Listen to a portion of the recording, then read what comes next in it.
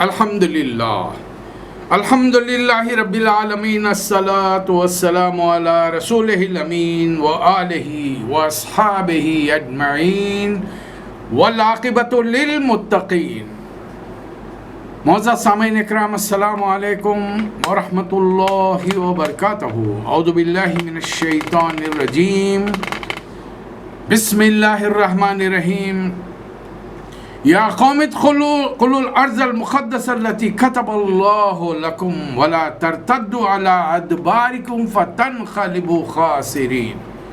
قالوا یا موسى ان فيها قوما جبارين وإنا لن ندخلها حتى يخرجوا منها فإن يخرجوا منها فإنا داخلون۔ قال رجلان من الذين يخافون أنعم الله عليهم ادخلوا عليهم الباب وإذا دخلتموه فإنكم غالبون وعلى الله فتوكلوا إن كنتم مؤمنين۔ قالوا يا موسى إنا لن ندخلها أبدا ما داموا فيها فاذهب أنت وربك فقاتلا إنها هنا قاعدون۔ قال ربي إني لا أملك إلا نفسي وأخي فافرق بيننا وبين القوم الفاسقين۔ صدق اللہ مولانا العظیم۔ سیرت حضرت مصطفیٰ علیہ السلام کا بیان چل رہا تھا گزشتہ بار، اور اللہ تعالیٰ نے اس کے حکم سے حضرت موسیٰ علیہ السلام نے ایک خاص تاریخ دی اپنی پوری قوم کو، بنی اسرائیل کو، جس کے 12 قبیلے تھے، اور یہ سارے کے سارے چل پڑے۔ جب فرعون کو اطلاع ہوئی کہ میرے ملک کے کام کرنے والے خدمت گزار سارے جا رہے ہیں، تو وہ بھی پورے ملک سے فوجوں کو بلا کر پیچھا کرنے کے لیے چل پڑا۔ حضرت موسیٰ علیہ السلام پہنچے جب آگے، سامنے سمندر ہے، پیچھے سے گرد و غبار اڑ رہا ہے، اور فرعون ایک بڑی فوج کے ساتھ آ رہا ہے۔ اب یہ غلام قوم پر، جو مسلمان تھی اس دور کی، موسیٰ علیہ السلام کے امتی تھے، ایک ہیبت طاری ہو گئی۔ غلامی کی زندگی انسان کو بزدل بنا دیتی ہے۔ اب فوری موسیٰ علیہ السلام سے جھگڑنے لگے، آپ نے تو مروا دیا ہم کو، سامنے سمندر ہے، میں میرے ساتھ بال بچے، ساز و سامان، اور پیچھے سے فرعون آ رہا ہے، یقیناً تھوڑوں کو تو وہ سزا کے طور پہ قتل کرے گا۔ کم از کم آپ نہیں آتے تو زندگی تو تھی، یعنی انہیں وہ زندگی منظور ہے غلامی کی، چند قربانیاں دے کر آزادی کی زندگی نہیں چاہیے۔ اندازہ لگائیے آپ۔ بہرحال اللہ تعالیٰ نے آخری لمحات میں، جبکہ فرعون کی فوج قریب آ رہی تھی، موسیٰ علیہ السلام کو حکم دیا کہ سمندر پر عصا مارے، اپنی لاٹھی مارے۔ سمندر کا پانی پھٹ گیا۔ بنی اسرائیل کے 12 قبیلوں نے یہ معجزہ اپنی آنکھوں سے دیکھا۔ درمیان میں سوکھا راستہ ہے، جس میں سے ان کے مویشی، عورت، مرد، بوڑھے، بچے، جوان، ساز و سامان کی بنڈیاں، سارا سامان یہ لے کر نکلے تھے۔ یہ اس میں سے سوکھے راستے سے آسانی سے گزر گئے، دوسرے کنارے پر پہنچ گئے۔ جب یہ دوسرے کنارے پر پہنچے، فرعون اس کنارے پر پہنچا، اور اس نے آؤ دیکھا نہ تھا، وہ اپنی فوج کو اس سمندر کے اندر ڈال دیا۔ ایک لمحے کے لیے غصے میں، جھنجھلاہٹ میں، سمجھ میں ہی نہیں آیا کہ یہ کیا ہوا۔ اس نے 1 منٹ کے لیے سوچنا گوارا نہیں کیا۔ اس کو تو بس فکر اس بات کی ہے کہ میرے خادم، میرے نوکر چاکر مجھے چھوڑ کے جا رہے ہیں، ملک کا انتظام کیسا چلے گا۔ جب اس کی فوج آدھے راستے کو طے کر پائی، اللہ تعالیٰ نے موسیٰ علیہ السلام کو حکم دیا، پھر لاٹھی ماری۔ اب وہ پانی جو کالطود العظیم کی شکل میں رکا ہوا تھا، وہ آ کر مل گیا، پوری فوج غرق ہونے لگی۔ فرعون ڈوبنے لگا، موت کو سامنے دیکھ کر پکار اٹھا، آمنت برب ہارون و موسیٰ، میں موسیٰ اور ہارون کے رب پر ایمان لاتا ہوں۔ الآن اللہ کی طرف سے آواز آئی، اب وقد عصیت من قبل، اتنا موقع دیے، حکومت کا دیے، سیدھے راستے پر آنے کے لیے 8 سے 10 سال تک میرا ایک نیک بندہ تیرے دربار میں کوشش کرتا رہا، اور تو ہنسی مذاق دل لگی ٹھٹوں میں اڑاتا رہا اس کی باتوں کو، اور آج الیوم ننجی ببدنک، آج ہم تیرے بدن کو محفوظ کریں گے، ماریں گے نہیں، سڑنے گلنے نہیں دیں گے، موت تو دیں گے تجھے، پوری فوج کے ساتھ موت دیں گے، لیکن تیرے جسم کو سڑنے گلنے نہیں دیں گے، آنے والے دور کے لیے ایک معجزہ نشانی بنا کر رکھ دیں گے۔ قرآن نازل ہوا 1450 سال قبل، اور گزشتہ 500 سے 600 سال کے درمیان فرعون کی لاش بحیرہ مردار سے ملی ہے، ڈیڈ سی سے ملی ہے، اور آج مصر کے میوزیم میں حفاظت سے رکھی ہوئی ہے، لاش کو کوئی نقصان نہیں پہنچا، ورنہ سمندر میں پانی میں گلی ہوئی پڑی ہوئی لاش 2-3 دن میں سڑ کر بدبودار ہو جاتی ہے، پانی جسم میں جانے کی وجہ سے پیٹ پھٹ جاتا ہے۔ اب مچھلیاں کیا حشر کرتی ہوں گی، اندازہ لگائیے۔ موسیٰ علیہ السلام کی قوم اور آپ کی قوم کنارے کھڑے ہوئے، اذ فرقنا بکم البحر وانجیناکم واغرقنا آل فرعون وانتم تنظرون، سورہ بقرہ۔ دیکھو ہم نے سمندر پھاڑا تھا اور تم دیکھ رہے تھے منظر، تم کو تو بچا لیا، لیکن فرعون اور اس کی فوج کو ہم نے غرق کر دیا، اور یہ منظر تم نے اپنی آنکھوں سے دیکھا۔ لیکن کتنی ضدی قوم تھی، اس سے اندازہ لگائیے۔ کنارے پہنچ گئے پورے ساز و سامان کے ساتھ، ذرا آگے بڑھے، ایک بستی نظر آئی، وہاں کے لوگ کچھ مورتیوں کی پوجا کر رہے تھے۔ اب قوم والے حضرت موسیٰ علیہ السلام سے مطالبہ کریں کہ ہمارے لیے بھی خدا بنا دو، اس لیے کہ بغیر کسی شخصیت کو دیکھے کہ، کسی تصویر کو دیکھے کہ، مورتی کو دیکھے کہ عبادت میں دل نہیں لگتا، اسی لیے آج کے مسلمانوں کا دل نہیں لگتا۔ اس لیے ہماری ہوس چھپ چھپ کے بنا لیتی ہے تصویریں سینوں میں۔ ہمارے دلوں کے اندر بھی بہت سارے خدا مختلف اندازوں میں چھپے ہوئے بیٹھے ہیں، جو اصلی خدا کی بندگی سے دن رات روکتے ہیں ہم کو۔ خاندان، سماج، باپ دادا کے رسم و روایات، ملک کا نظام، اپنی ذاتی خواہشات، یہ دنیا کی رنگینیاں، یہ شیطان کے وساوس، یہ تمام خداؤں کے روپ میں بیٹھے ہوئے ہیں، اور کہیں نہ کہیں کوئی نہ کوئی کسی کی پیروی کر رہا ہے۔ موسیٰ علیہ السلام ایک دم جلالی پیغمبر ہے، غصے میں کہ ارے نالائق ہو، جس خدا نے تمہیں اس عذاب سے بچایا ہے، فرعون کے جو تمہارے بیٹوں کو قتل کرتا تھا، بیٹیوں کو جیتا چھوڑتا تھا، سمندر میں راستہ دے کر تمہیں لایا، اور تمہاری نظروں کے سامنے فرعون اپنی پوری فوج کے ساتھ، پورے مردوں کے ساتھ غرق کر دیا گیا ہے۔ اب دیکھیے، اب مصر پر کس نے حملہ کیا ہوگا، بعد میں کس نے قبضہ کیا ہوگا، اور کیا ملا ہوگا اس کے بچے، فرعونیوں کے قبطی نسل کے بچے، عورتیں، مال دولت، باغات، مکانات، ہر چیز ریڈی میڈ ان کو اللہ نے دیے، جس کسی کو بھی دیے۔ اب ایک قوم کے پورے مرد مر جائیں گے تو پھر ہوگا کیا، نتیجہ کیا نکلے گا؟ بہرحال ان کو تھوڑا اور آگے چھوڑ کر بڑی تیزی سے حضرت موسیٰ علیہ السلام کوہ طور پر پڑے۔ اللہ تعالیٰ نے پوچھا کیا بات ہے، کیوں جلدی آ گئے آپ؟ کہا کہ پروردگار، قوم پیچھے پیچھے آ رہی ہے، میں تجھے راضی کرنے کے لیے جلدی آ گیا، بلکہ دل میں ایک چھپی ہوئی آرزو ہے، نبی ہیں لیکن آرزوؤں اور تمناؤں سے شاید ہی کوئی دل پاک رہتا ہو۔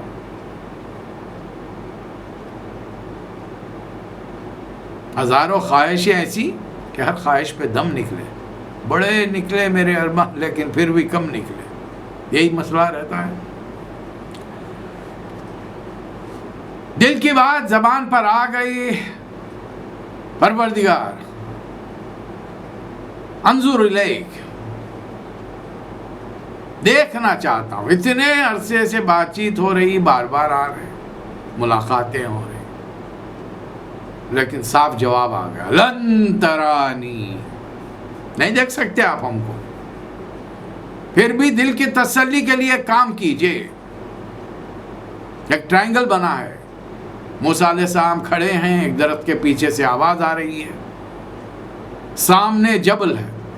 اللہ نے فرمایا کہ دیکھیے ہم اس پہاڑ پر اپنی تجلی ایک ڈالتے، ایک جھلک ڈالتے، آپ ادھر دیکھتے رہیے. موسیٰ علیہ السلام ادھر دیکھنے لگے، اللہ تعالیٰ نے اپنی تجلی ڈالی، پہاڑ بربری مٹی کی طرح دھس گیا، بیٹھ گیا زمین میں. وَقَرَّ مُوسَىٰ صَعِقًا، اور موسیٰ علیہ السلام بے ہوش ہو کر گر پڑے. اور جب ہوش آیا تو انی تبت الیک، بہت بڑی جسارت کر دی تھی. اب پہلا کام جو کرتا ہوں میں توبہ کرتا ہوں، رجوع کرتا ہوں میرے مالک، میں تجھ سے رجوع کرتا ہوں.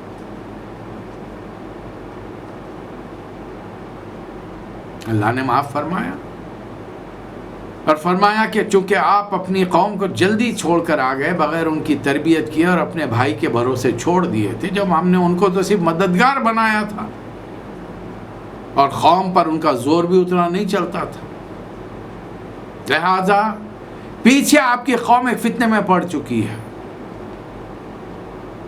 اب موسیٰ علیہ السلام کو تعلیمات دیں، انگریو، پتھر کی تختیوں پر کھدی ہوئی تعلیمات جو ہمیشہ محفوظ رہیں،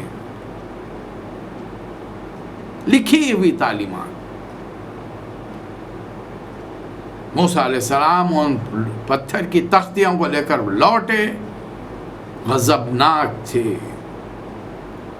دیکھا تو قوم کے سامنے ایک چمکدار سونے چاندی کا بچڑا ہے جس کے منہ میں سے آواز آ رہی،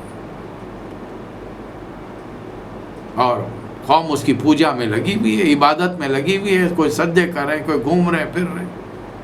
موسیٰ علیہ السلام نے اپنے بڑے بھائی کو پکڑ لیا. یہ کیا کیا؟ انہوں نے کہا کہ بھائی لوگوں کے سامنے میری فضیلتی مت کرو، نہ میری داڑھی کے بال پکڑو.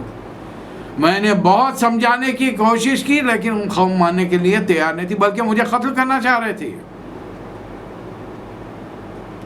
اور اپنی من مانی کر رہے ہیں لوگ. موسیٰ علیہ السلام ان کو چھوڑ اور پوچھا کیا بات ہے.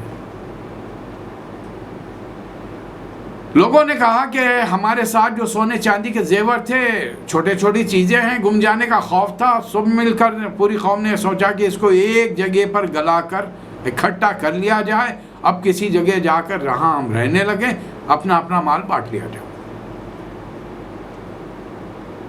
پھر یہ خدا کیسا بن گیا؟ یہ بچڑا خدا کیسا بن گیا؟ بچڑے کی شکل کیسے آئی؟ آواز کیسے نکلی؟ تو کہا کہ اس دور کا جو مشہور مسلمان جادوگر تھا سامری، اس لیے کہ قوم کے ساتھ آیا تھا، اس نے کچھ ایسا کیا، یہ سارا ہو گیا. موسیٰ علیہ السلام نے پوچھا کیا ہوا بھائی؟ تو اس نے جواب دیا میں نے جبرائیل کو دیکھا ہے، فرشتے کو، اور ان کے قدموں کی تھوڑی مٹی اٹھائی، دوسرے لوگ تو نہیں دیکھ سکے. میں نے یہ جو بن رہا تھا، پگھلا رہے تھے، اس نے اس مٹی کو ڈال دیا، اور وہ پوری جلی ہوئی چیزیں جو گل رہی تھی، سونا اور چاندی، ایک دم چمکدار حالت میں ایک بچڑا بن کر سامنے آئی، خوبصورت بچڑا سونے چاندی کا. اور چونکہ میں نے وہ فرشتے کے پیروں کی قدموں کی مٹی ڈالی، اس میں سے آواز بھی آ رہی، اور میں نے لوگوں، میرے دل نے سمجھایا کہ یہی موسیٰ کا خدا ہے. میں نے قوم سے کہہ دیا موسیٰ جس اللہ سے ملنے کے لیے گئے وہ یہی ہے. حالانکہ حضرت ہارون علیہ السلام نے بہت روکنے کی کوشش کی. لوگوں نے کہا کہ نہیں، جب تک موسیٰ نہیں آئیں گے ہم اسی خدا کو مانتے رہیں. اور اللہ ان سے سوال کرا کیا ان نالائقوں کو نظر نہیں آیا؟ یہ نہ بات کرتا ہے نہ بولتا ہے، یہ تو ان کے سونے چاندی کے پگھلانے کی وجہ سے ایک شکل میں آیا ہے. اب موسیٰ علیہ السلام نے دھمکی دی سامری کو، آج کے بعد تو ایک ایسے مرض میں مبتلا رہے گا کہ لوگوں سے کہے گا لا مساس، مجھے چھونا نہیں. اب دیکھ ہم تیرے خدا کے ساتھ کیا کرتے ہیں، پورا اس کو جلا دیا. یعنی بنی اسرائیل کے پاس جو سونا چاندی تھا ہاتھوں سے جاتا رہا، قیمتی مال پورا جلا کے راکھ کر دیا اور اس کی راکھ بنا کر ہوا میں اڑا دی. یہ ہے تیرے خدا کا انجام. اب اللہ کا حکم آیا، موسیٰ علیہ السلام نے قوم سے مخاطب ہو گئے کہ تم نے بہت بڑا جرم کیا ہے. فَاقْتُلُوا أَنفُسَكُمْ عِنْدَ بَارِئِكُمْ فتوبوا. اس کے بعد میں تو اپنے آپ کو جس نے یہ سجدے کا عمل کیا ہے اسے خدا سمجھ کر اس کا اپنا رشتہ دار اس کی گردن مارے اور اللہ کے سامنے توبہ کرے گا تاکہ جو ہو چکا ہے اس شرک سے اللہ تمہیں پاک کرے. کتنی بھیانک سزا تھی. رشتہ دار کی گردن مار رہا ہے.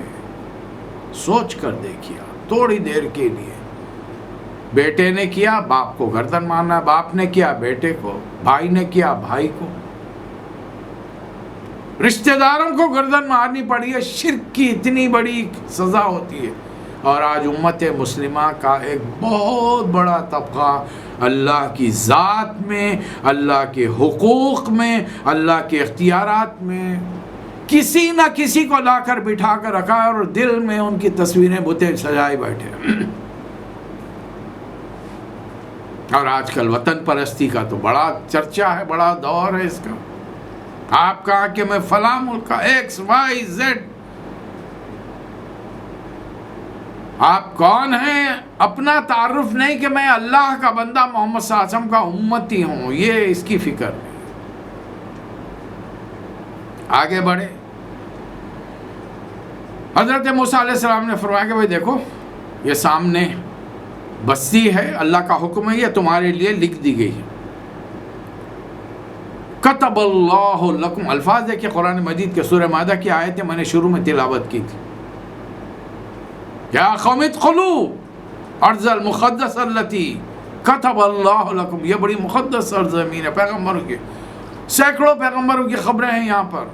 بنی اسرائیل کے تمام پیغمبر یہاں پر آئے. اب ابراہیم علیہ السلام سے پہلے یہاں پر ہزاروں سال پہلے کون کون سے پیغمبر آئے تھے وہ اللہ جانتا ہے. انہوں نے احتیاط سے کام لیا، ڈائریکٹلی نہیں چلے گئے. حالانکہ 12 قبیلے تھے، اتنی بڑی تعداد پہنچتی تو شاید وہ بستی والے بھاگ جاتے.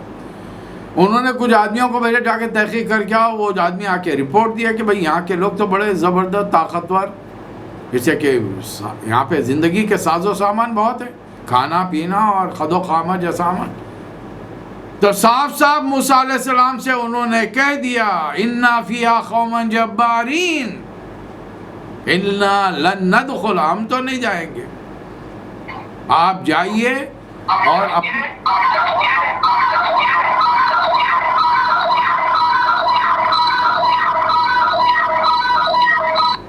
آپ جائیے اور نکالیے اس قوم کو، تب ہم یہاں پر داخل ہوں. لیکن چند نوجوان تھے، ان کو اللہ نے دین کا صحیح فہم دیا تھا. انہوں نے کہا کہ بس کچھ نہیں، اللہ کا نام لے کر تم داخل ہو جاؤ، وہ تمہیں دیکھتی بھاگ جائیں گے. انہوں نے صاف 2 ٹوک الفاظ میں کہہ دیا ان لن ندخلها ابدا. ہم کبھی نہیں جائیں گے. فاذهب انت وربك فقاتلا انها هنا قاعدون. تم اور تمہارا خدا جاؤ موسیٰ. یعنی اب دیکھیے ان کی جہالت کا حال، ہٹ درمی کا حال اور ان کی گستاخیوں کا حال کہ تمہارا خدا جاؤ. فاذهب انت وربك، ان کا رب نہیں ہے وہ. اب موسیٰ علیہ السلام پر موسیٰ علیہ السلام نے اللہ سے دعا کی پروردگار میرے اختیار میں اپنی اور اپنے بھائی کی جان کے علاوہ کچھ بھی نہیں. اور اس ایک حکم کو نہ ماننے پر موسیٰ علیہ السلام نے اللہ سے مطالبہ کیا فَافْرُغْ بَيْنَنَا وَبَيْنَ الْقَوْمِ الْفَاسِقِينَ. پوری قوم کو فاسق قرار دیا سوائے ان چند نوجوانوں کو چھوڑ کر. لیکن اللہ تعالیٰ کا جلال کم نہیں ہوا. اللہ نے موسیٰ علیہ السلام کی موجودگی میں صاف فرما دیا قَالَ فَإِنَّهَا مُحَرَّمَةٌ عَلَيْهِمْ 40 سَنَةً. 40 سال اب یہ سامنے کا ملک جو انہیں فری میں مل رہا تھا، صرف چلے جاتے تو وہ قوم کے لوگ ہیبت میں خوف سے روب سے بھاگ جاتے تھے، اب نہیں ملے گا. اب یہ صحرا میں گھومتے، یتیہون فی الارض، اب یہ زمین میں گھومتے رہیں گے. اور اے موسیٰ فلا تأس علی القوم الفاسقین، ایسوں کے بارے میں افسوس مت کرو. اندازہ لگائیے 40 سال تک یہ قوم صحرا میں گھومتی رہی،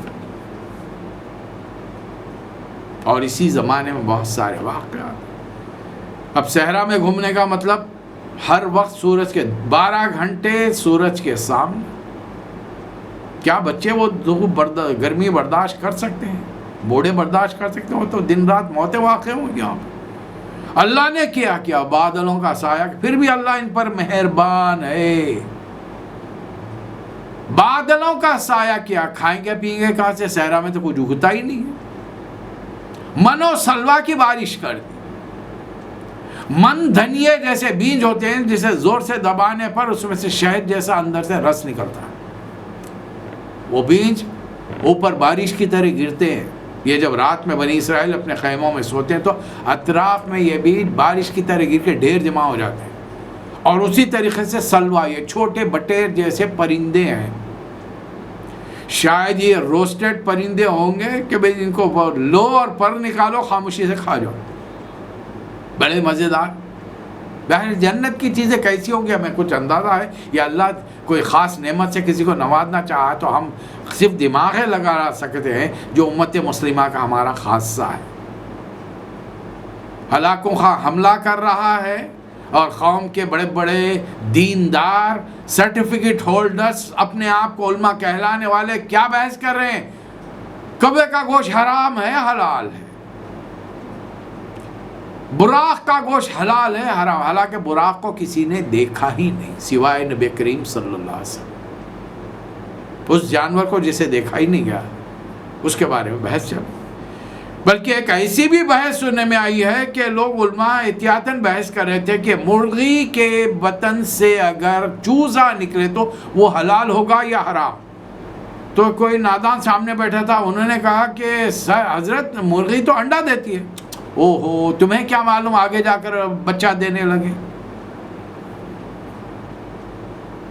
اللہ تعالیٰ جب اپنی نعمتوں سے نوازتا ہے تو مسلمان قوم ہر دور کی ایسے بگڑ جاتی ہے.